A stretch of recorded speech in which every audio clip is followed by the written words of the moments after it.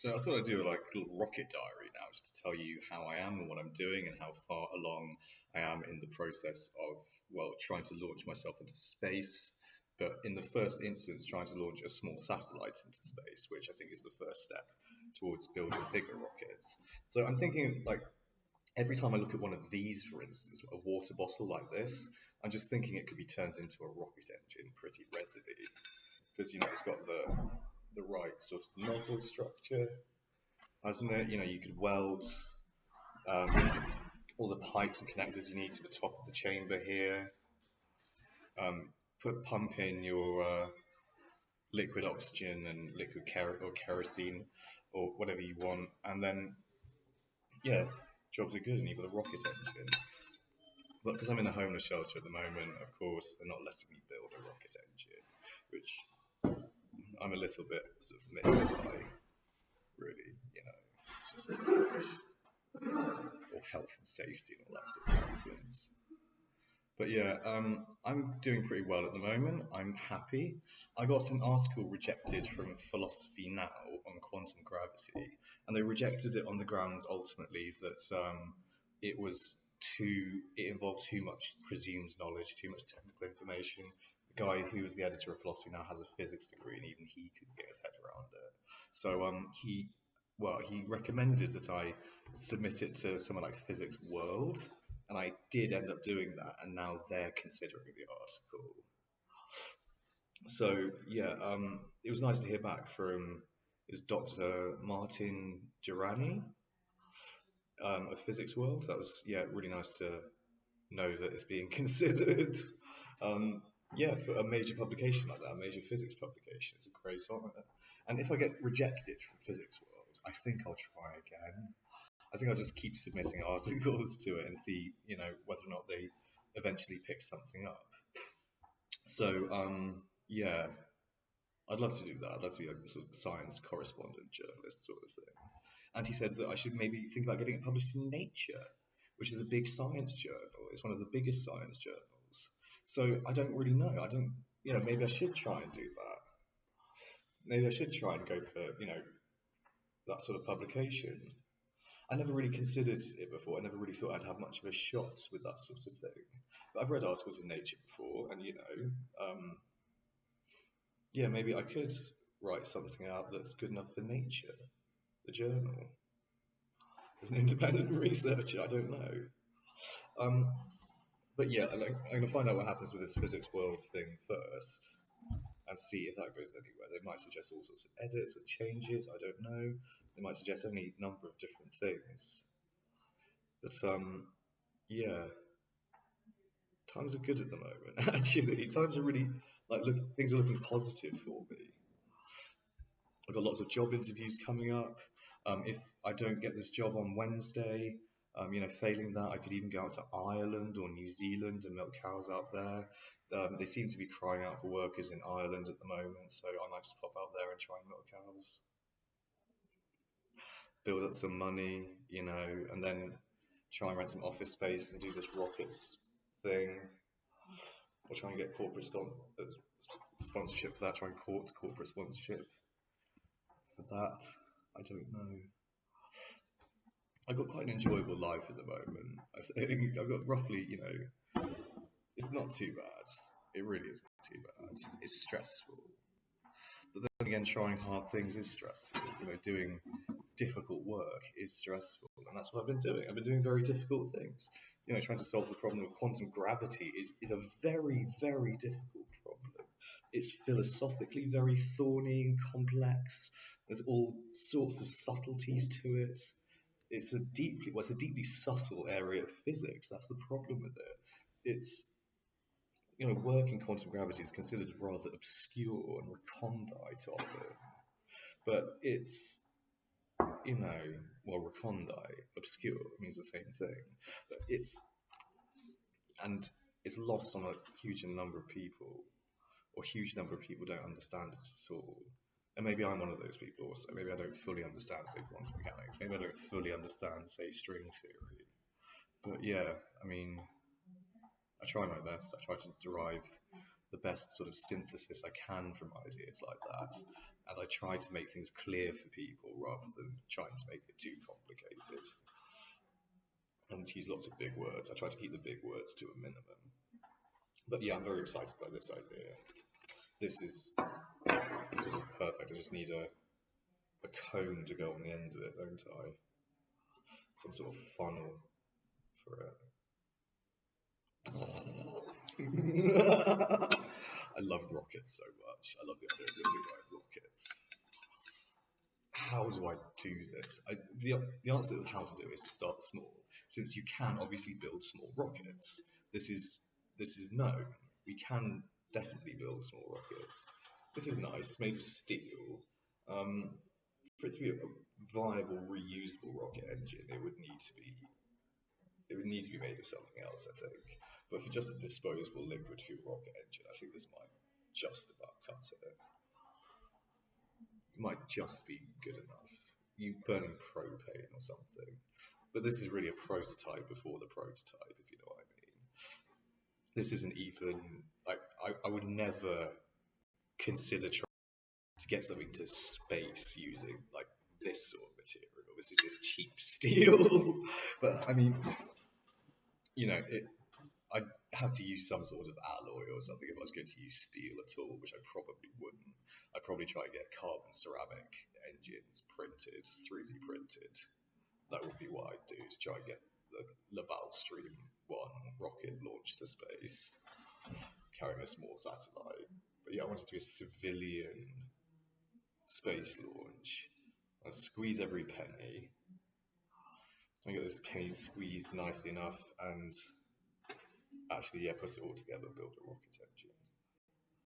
It's deceptively simple. That's the thing about rocket.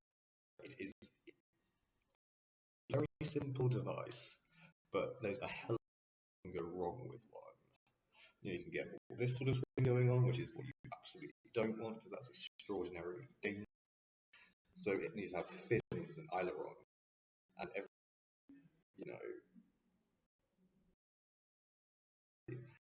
gimbals possibly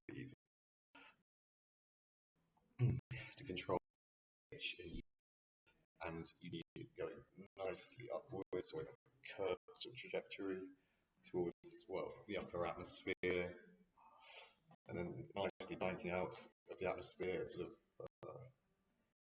150,000 feet, something like that. I think, where's the Kármán line? That's 100 kilometers up, isn't it? It's just an arbitrary line that we decided that's where space begins.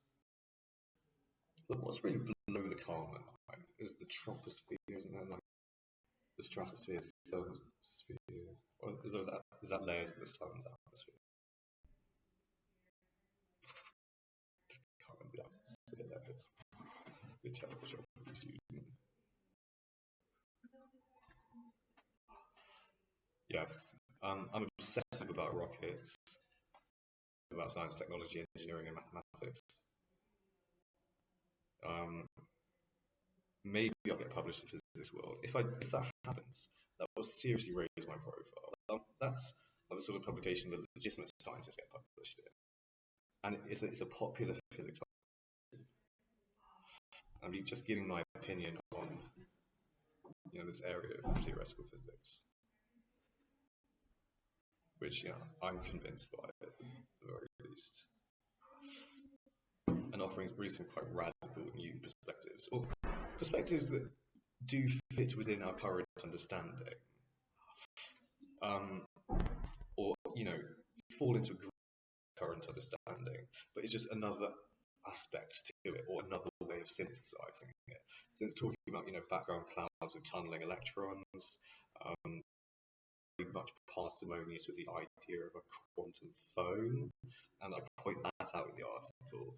And that quantum foam idea, that would be the same thing as the Higgs field, which is to be the same Raxi, and I talk about Felix Finster and his work in, and I think that'll be very much appreciated. It's not an awful lot of people talk about causal fermion systems and things like this. And most people talk about string theory, loop quantum gravity, which I do, but I also bring in Eric Verlin's work, and I also say it's yeah, this is also legitimate. These are also legitimate ways of looking at the problem, and they're probably right. I think, this thermodynamic entropic gravity that Berlin talks about, like, well, this of course relates to black hole physics and Hawking radiation and all things like that. So of course it is valid. It has, that's a very interesting, fascinating way of thinking as well. I think that's sort of a thermodynamics problem, or a statistics, and that's very. Berlin is quite right to see it that way. So there could be this kind of issue where, the same way with quantum mechanics, different aspects of the problem have been discovered and discovered by scientists working different collaborations to discover different things. And it's really trying to form some sort of grand synthesis, I think, of all those different ideas, strands of the various involved, and trying to come to a synthesis, if you know what I mean. But I think it's possible in this generation. I think we can definitely synthesize grand unification model together. I think we can get theory of quantum gravity together.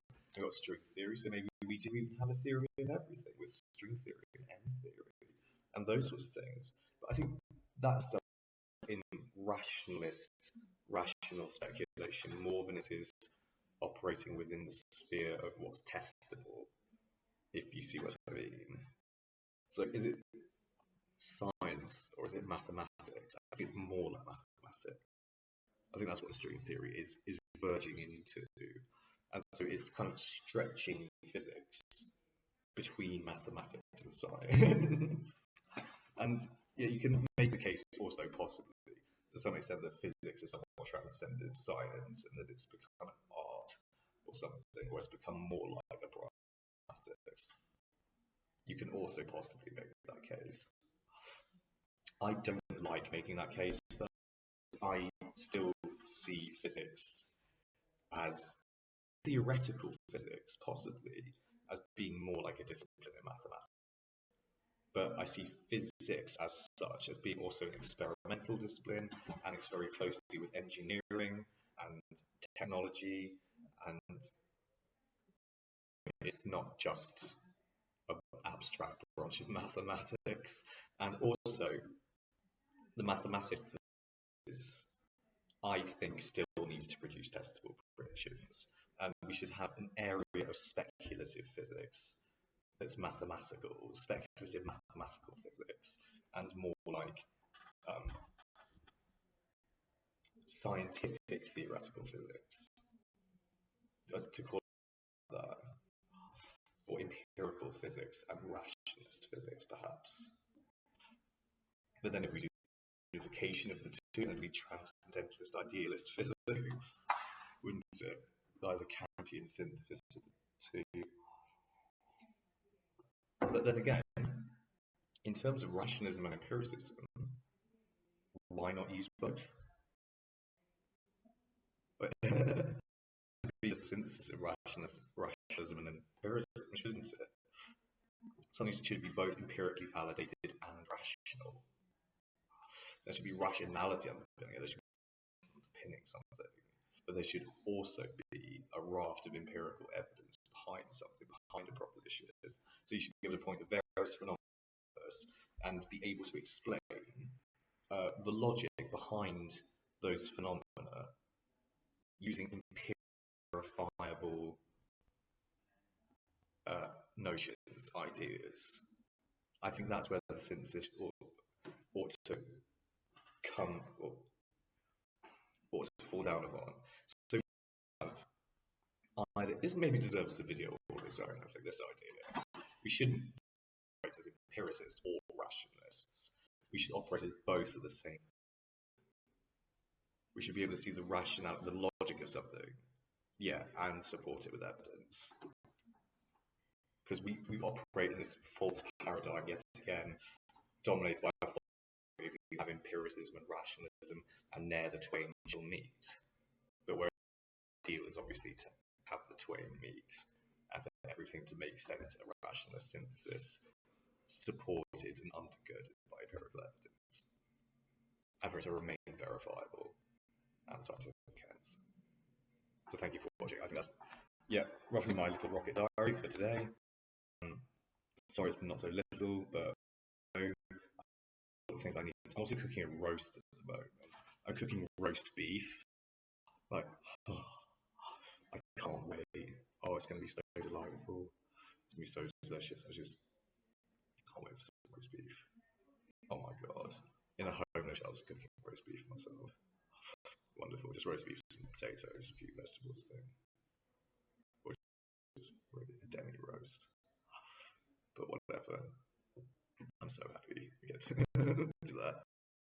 We don't just spend our money on drugs, we also spend our money on food as well. So, if anyone wants to support me out there with some funding for rockets, things like that, you're more than welcome to do that. I think I've got a Patreon set up, and you can check that. You can give links to that. I don't know. I will.